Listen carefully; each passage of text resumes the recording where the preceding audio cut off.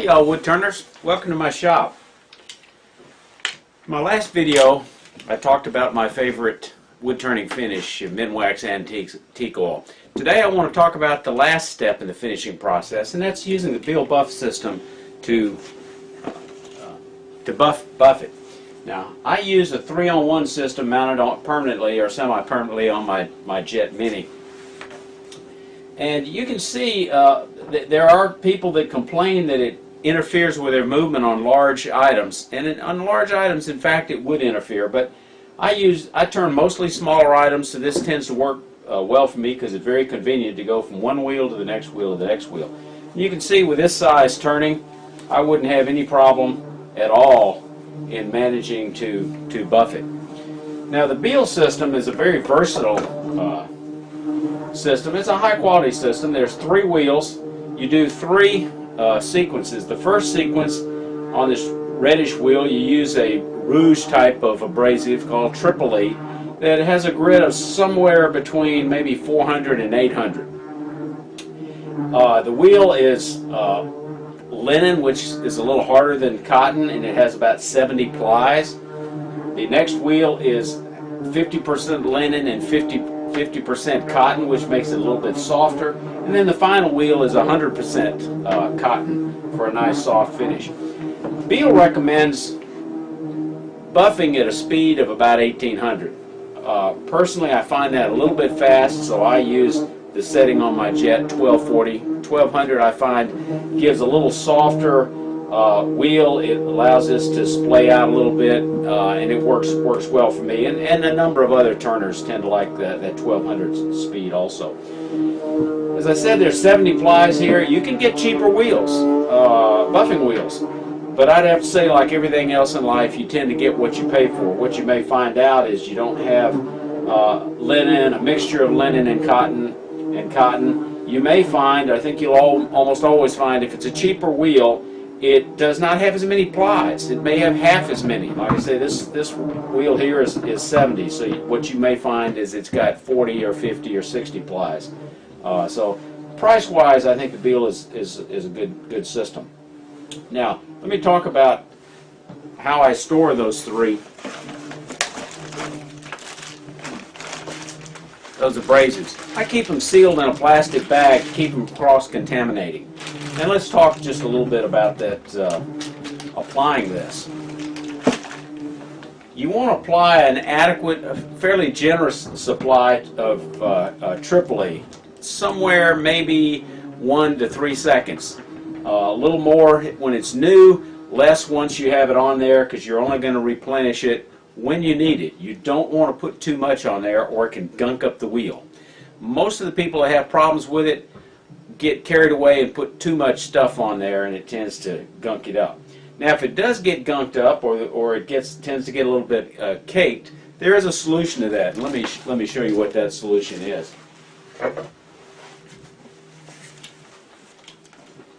That solution is simply to wrap some 100 grit paper around a board.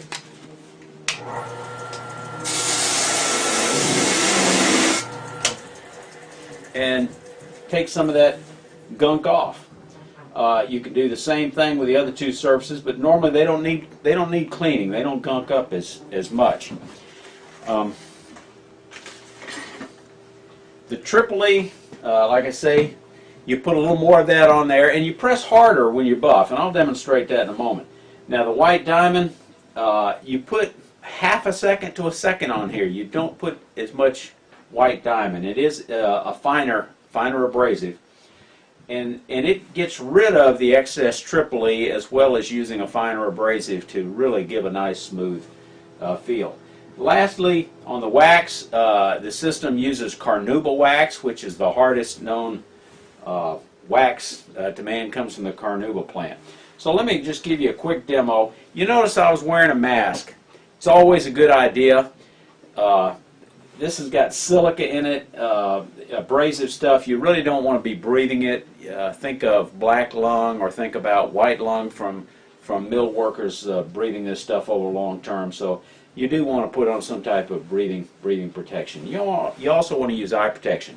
Now, sometimes, not always, I use rubber gloves because I find it easier to get a grip on it. So let me show you how I do it. I'm going to dry run it first. The key is catching the wheel on the lower end as it comes around. Don't catch it up here where it's going to grab it and pull it down. Some people define a buffing system as the tool for grabbing your turnings and throwing them rapidly against the floor. I don't subscribe to that. Using rubber gloves helps, but the key is don't get a lip caught under there. If you do this, it's going to catch it and throw it. But if you catch it down here like this, where the wheel is coming away from it over the top, you shouldn't have a problem. You just need to think about all the surfaces you're going to be doing and be careful to keep it down here and keep it flowing away from your work so it doesn't grab an edge or a lip. So I'm just going to kind of walk through this finishing process. First thing we're going to do is we're going to apply some more Triple E. So let me go ahead and get that out now. This Triple E lasts a very long time. So I'm just going to run it across 1001, 1002, 1003, and that has it.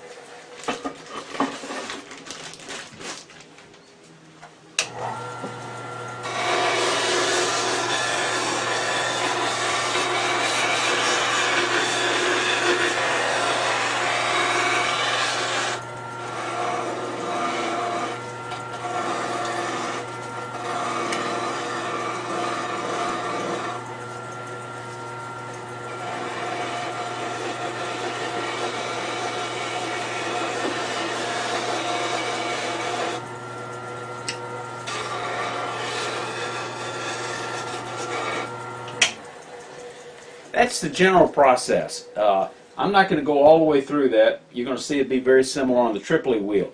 On the white diamond wheel. On the white diamond wheel, you don't apply as much pressure to it.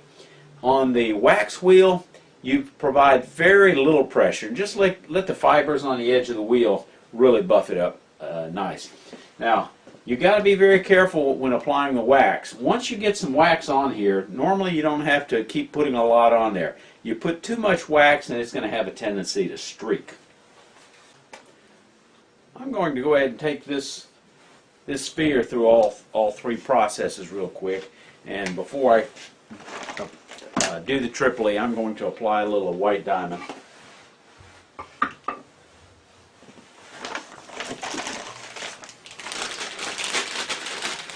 So again, the white diamond, no more than about 1 second, 1001. And that's all it takes. So again, holding it on the lower edge, just like sanding anything, you want to keep it moving.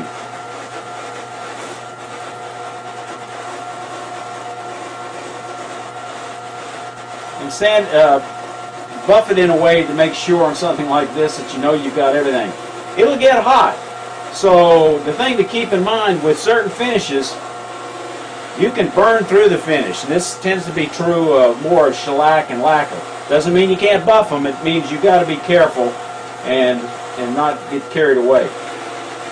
Minwax is not as much of a problem. The antique oil actually penetrates the surface. So I don't know if you can pick that shine up, but it's really beginning to shine real nice. So now we move on to the next one. Again, we don't press quite as hard on the white diamond.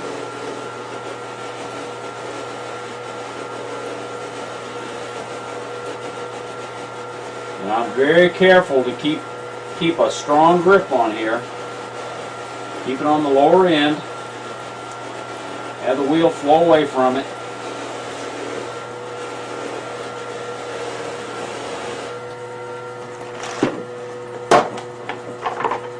Now we're going to get a piece of a bar of canuba. Again, just a touch.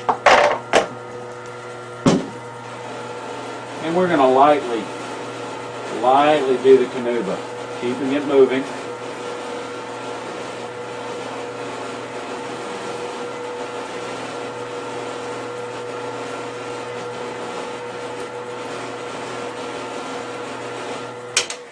And we're done. And I think you can see maybe you can see that, a beautiful, beautiful shine with a nice protective coat of wax on it.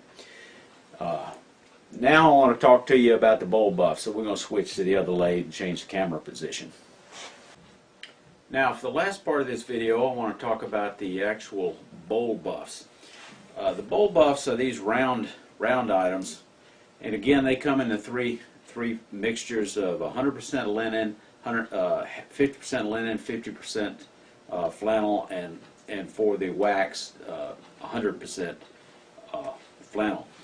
Now, they mount in a quick change adapter that's got a Morse taper on it. This doesn't come necessarily all together. You have to get the bowl buffs, or the 3 set of bowl buffs, and they come with each a bar of the Triple E, the white diamond, and the carnauba wax, and 3 bowl buffs. And it's probably good to mark them, although the red one, you'll be able to identify it pretty quick. This is actually 2 items. There's the quick change adapter, which is a Morse taper with this other attachment that fits on with set screws. This can also fit on your an arbor for a buffing machine. So again, I like to use my 20 gauge bore brush to make sure I've got a clean taper. Just pop that in. And then to make sure it doesn't get loose and rattle around, I like to make a drawbar. This uses a 1/4 inch coarse thread that matches this 1/4 inch coarse rod, and it's nothing more than a couple of washers and a wing nut. I put a little rubber item on there to keep them from moving and rattling around.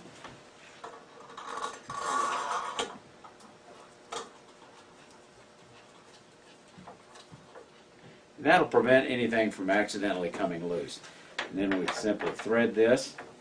Now again, if you weren't using the 3-in-1, you'd actually be putting your wheels on this adapter. And it only takes a moment to change it out. What I like to do is wait till I have several items to buff. I go through the complete cycle with the Triple E, change it out to the next wheel, and go through the cycle.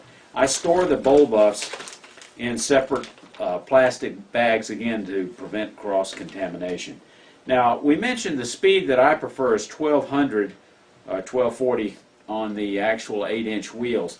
On these buffs, they're a lot smaller surface, so you can go a lot fast. So they recommend going as fast as 3600.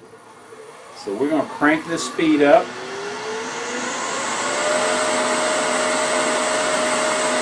.3260 is about as fast as this thing's going to go. And just again, keep it moving.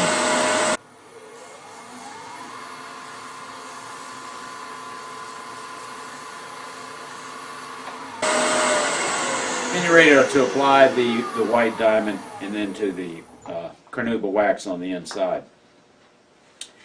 Again, if you get a buildup of this coat, this looks like it might be doing a little buildup. Again, wrap some 100 grit around a board. I'd slow it down a little bit for the cleanup process.